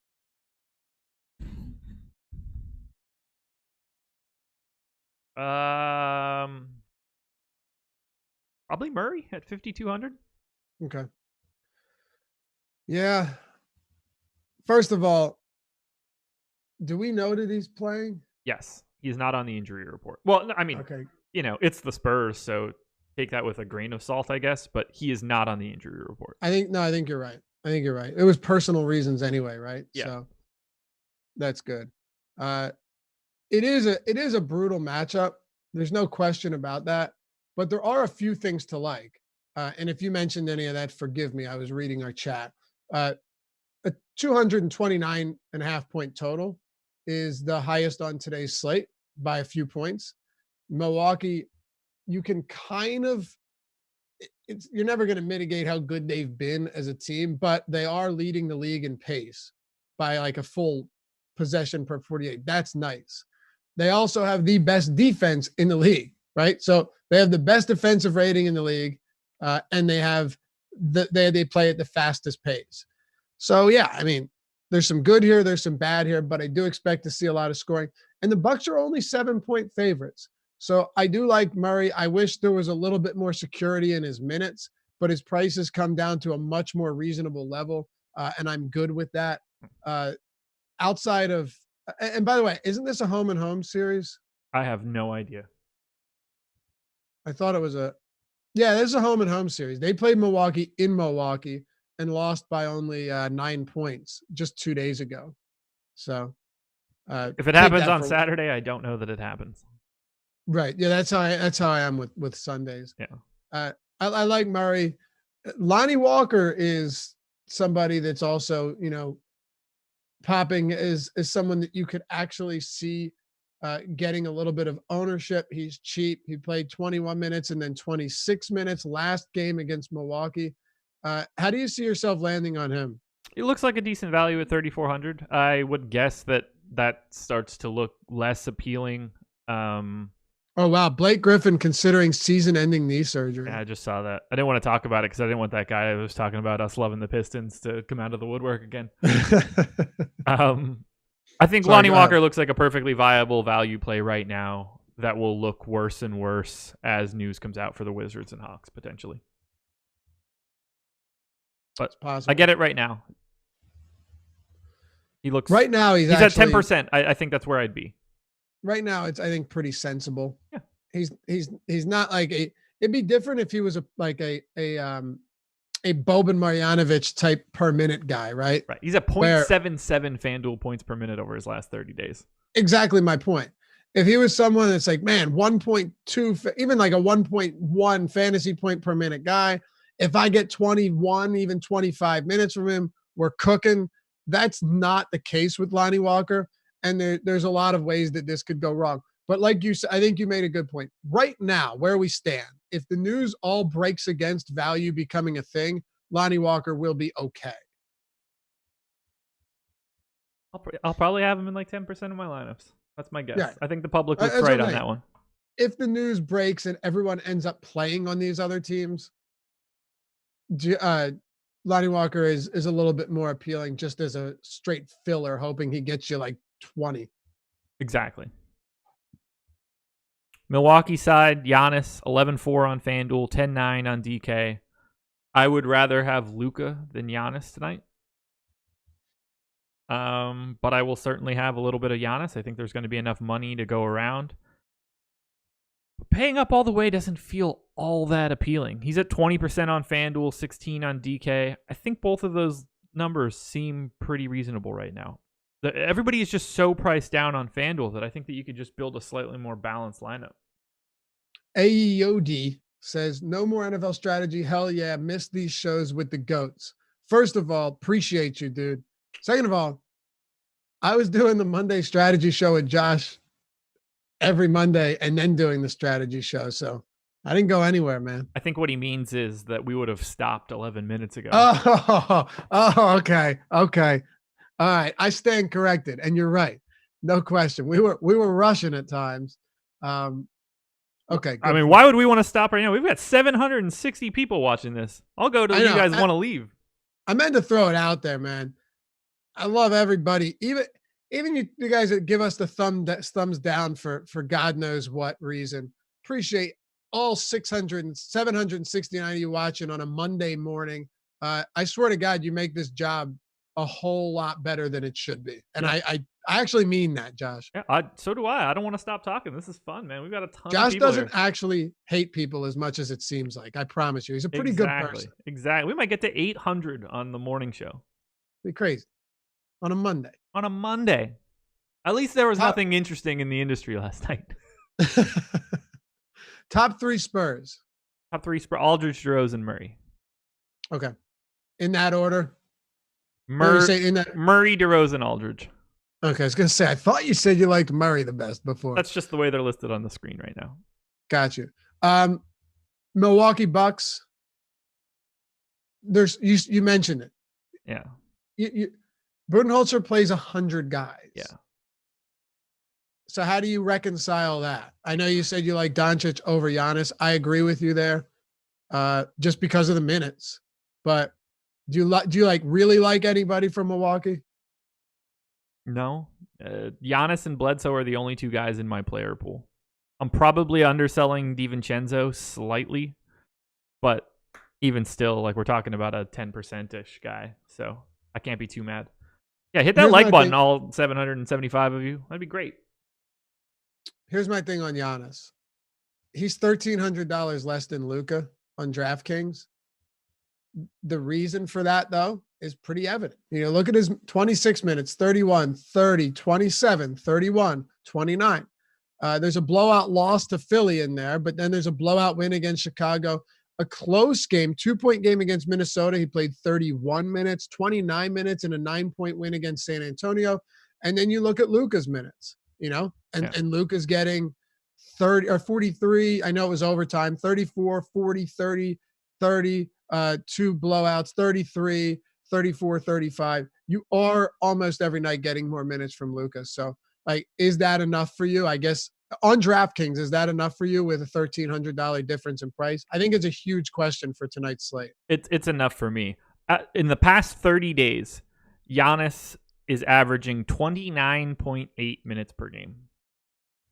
It's crazy, right? Yeah. So what's his per minute over production over that span? 1.86 FanDuel points per minute. Okay. And Luka's? Also very high. Scroll this out. Luka is second in the league, 1.62. Okay, so second behind Giannis, who's way ahead of everyone. Yeah, Giannis is 0.2 of a point ahead of everybody else. Only two people are higher than Giannis in a point per minute status over the last 30 days. They've played 3 minutes and 7 minutes respectively. That would be Drew Eubanks and Taco Fall. Oh yeah, I mean Eubanks is a stud. Yeah. So yeah, I'm gonna have Giannis because there's gonna be enough value that it's easy to pay up for him. But I'm not terribly enamored with him given the fact that he just does not play enough. And then I think it's reasonable to get to a little bit of Eric Bledsoe if you want to, but I have very little interest in Milwaukee. I would agree with that. Ready to close this out with the late night hammer? Let's do it, baby. Sacramento Kings, Golden State Warriors. Kings are 11.5 point favorites against Golden State. Hoi. Golden State is without everybody again. No D'Angelo Russell, no Draymond Green. Willie Cauley-Stein is back, however. This one's going to be pretty gross. Pretty gross. So let's start on the Sacramento side. Bogdanovic, doubtful for today. So that's going to change some things. We got a lot of ownership coming in here. Fox, Holmes, Hield, Bielitsa, all 20% or higher on FanDuel. They're all in double digits on DK as well. I think Richaun Holmes is probably my favorite option from the Kings, but I'm going to have a hard time getting away from Fox, Holmes, and Hield. Not as wild about Bielitsa, at least not for $5,600 on DK. Way more interested in the $4,800 price tag on FanDuel. And then I've got to mention, even though I think that he is more of Kyle Singler than anything else, Trevor Ariza is by the way, I love that you're doing this because I've been trying to use Kyle Singler as like a bad player that gets minutes reference for years now. I appreciate this. You're welcome. Trevor Ariza is $3,600 on DraftKings and is going to see additional minutes with Bogdanovic out. Yeah. Talk to me about the Kings. Will Cuthbert just said Josh has to be one of the nicest dudes, always willing to answer my dumbass questions. How about that? I have a feeling that you'd get some disagreement, but I appreciate you personally. And Paul says I need an Awesemo ashtray. You know what, Paul? So do I. Can we get one of those on Teespring? So you mentioned earlier that you did like Richaun Holmes over Derek Favors, right? 810 people in here now. Yes, I do like Richaun Holmes over Derek Favors. Not particularly close for me either. I like Holmes too. I mean, first of all, the big thing is, what are you with Marvin Bagley? He's already out. So now you've got presumably, if he was healthy, 25, 26 minutes he was going to play. Wipe that out. It's not just the minutes, it's how he affects the rest of this team while he's on the floor as well, because he's not just going to stand there for large stretches like guys like Bielitsa. I think Holmes is a very solid play here. Now, Golden State, from the start of the season till now, they have improved their defense. Getting Draymond Green on the floor for 30 plus minutes a game is out, definitely going to help them. But you mentioned it's an ugly game. I guess it's an ugly game from like, I wouldn't want to be at this game. Yeah. But I do think that you're going to be able to find a decent amount of value here. And Yes. according to ownership right now, a lot of these guys are getting quite a bit of ownership. We'll get to Pascal in a minute, but Rashawn Holmes, I think justifiably so, is one of the higher owned players today. De'Aaron Fox, who was egregiously underpriced on DraftKings for a while, his price is back up, but he's going up in a game that should give him ample opportunity to produce. I will say though that this game on paper, like when you look at these two teams, you'll be like, oh, nice fast-paced game. Both of them are actually pretty slow-paced teams. Yeah. So I'm not expecting a ton of scoring, but I do think that given who is on these rosters and who is injured, it doesn't really matter, and you have to get to it. It's the same way I felt about Minnesota the other day. I should have taken my own advice when I said this. Minnesota's been very good with Towns off the floor defensively and terrible offensively. It ended up being a shitty game against Golden State, but I kind of feel like we're placed in the same quagmire here, Josh, where you have to get where you kind of have to get to some of these guys based on their salaries and their minutes. Yeah. I'm going to have a hard time ignoring any of the Kings. I'd like to ignore some of the Warriors considering they're projected for less than 100 fantasy or 100 real points today. Yep. However, 6K Alec Burks on FanDuel is very appealing to me. Damian Lee at 5,600 is appealing to me.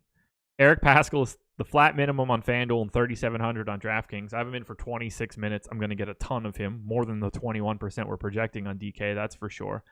And then I think that everybody needs to pay attention to Kai Bowman. They're probably scared. They've probably been walked back off of him at this point, given previous Kai Bowman chalk days. But the key piece of this is that Draymond Green is out.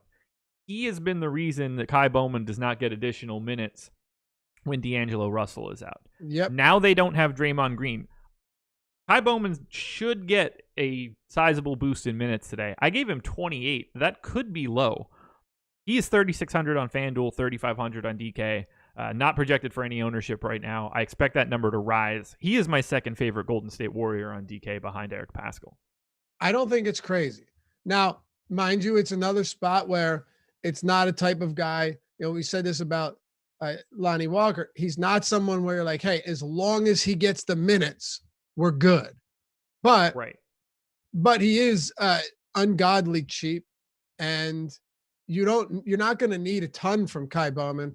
And another thing too is when you look at some of the price points here and you look at ownership, Eric Pascal is coming in at 21% ownership on DraftKings. Kai Bowman coming in at 0.1. Now I believe that will change, but you're getting there's a massive disparity here in the salaries. If you look at just usage and per minute production with Green, Russell, and Curry off the floor this season, Kai Bowman has played 574 minutes, more than anyone else. That goes to your point again that those two, that Russell and Draymond Green, specifically Green, are going to have a big impact here. And he's only an 18% usage player, 0.84 fantasy points per minute, and a 20% assist rate. Nothing that is going to blow you away. But I would be surprised if he didn't get at least 26 minutes today. Agreed. I gave him 28. I would be surprised if that number, I would be surprised if he went lower than that. Agreed. Yeah. He's going to be much more in play just because no Draymond Green really makes a difference.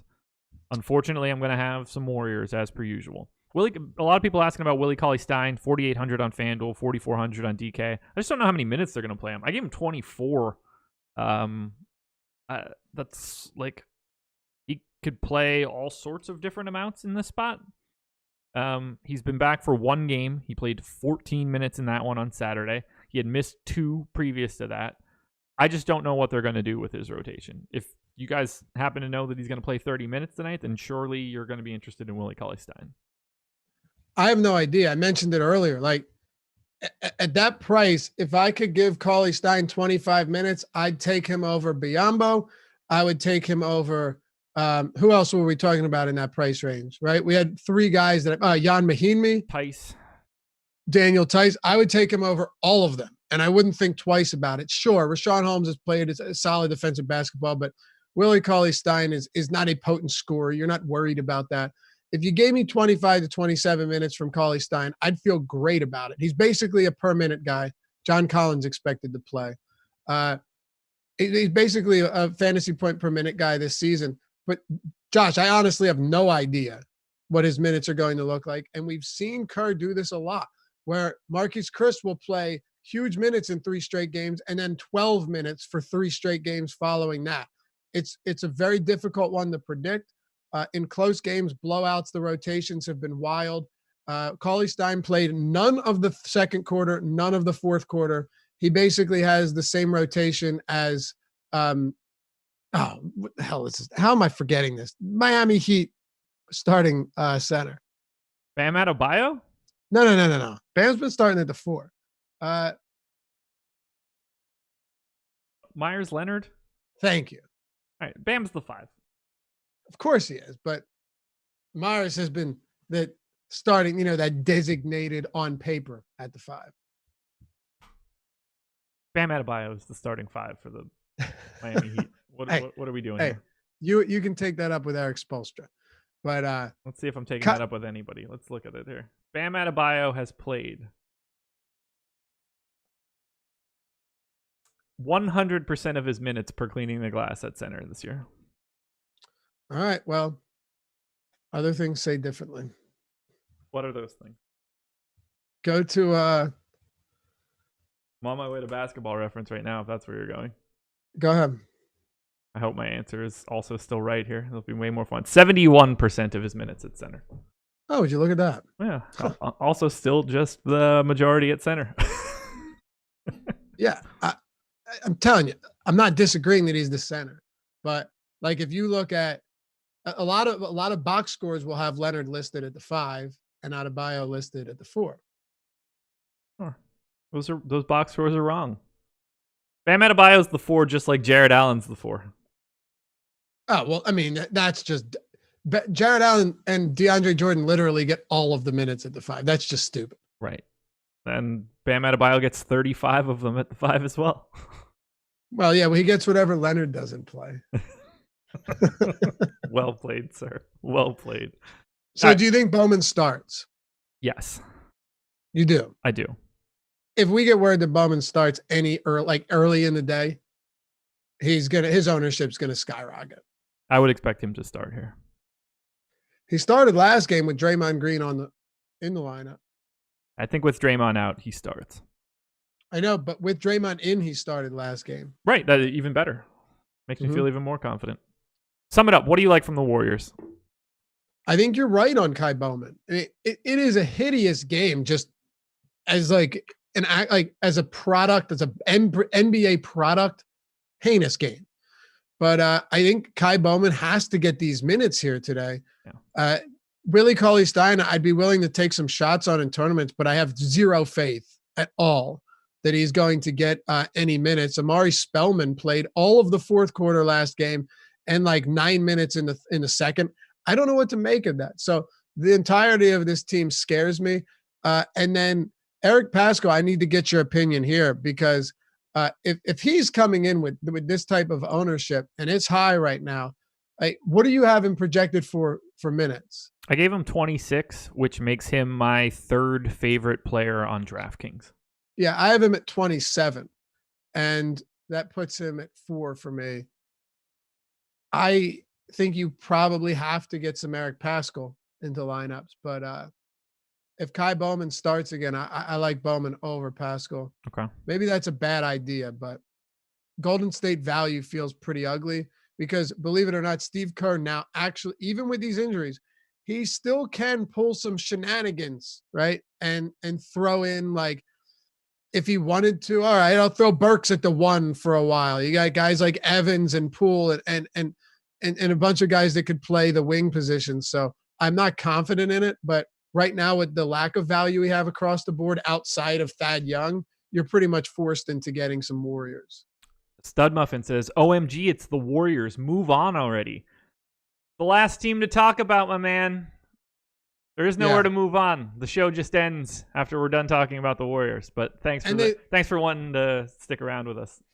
And they're without, all of their best players. So forgive us. My apologies. Stud Muffin. I'll just assume that the fact that this audience grew and has continued to grow from the time that we started 2 hours ago till right now is a better barometer than Stud Muffin in YouTube, who I'm going to go out on a limb and say isn't a stud muffin. Sum it up for me. Favorite plays on DraftKings today? Well, Thaddeus Young has to be one of them. Yeah. As far as value goes, I think you're gonna have to look at the Warriors, as ugly as it feels. Kai Bowman, assuming he starts. If he doesn't start, that means that you might be looking at Alec Burks starting at the 1. Yeah, probably. I mean, right? A couple of these guys are going to be the nominal point guard. Yeah. I do like Luka. Marcus Smart, a clear top option there. I think he's one of our better values on the day. And I like Rashawn Holmes for Sacramento quite a bit. What about you? So I'm going to give for FanDuel right now. My top point guard, Chris Paul. Second is probably Spencer Dinwiddie as of right now. Luka Doncic clearly going to get a lot of love if value stays where it is or increases. Shooting guard, Marcus Smart, very easily the number 1 shooting guard option. I think personally Evan Fournier is my number 2. At small forward, a little bit more balanced today. Give me Gordon Hayward, give me Jaylen Brown. It's going to be hard to get away from those guys. Really do like Bojan Bogdanovic and Joe Ingles as well from the Jazz.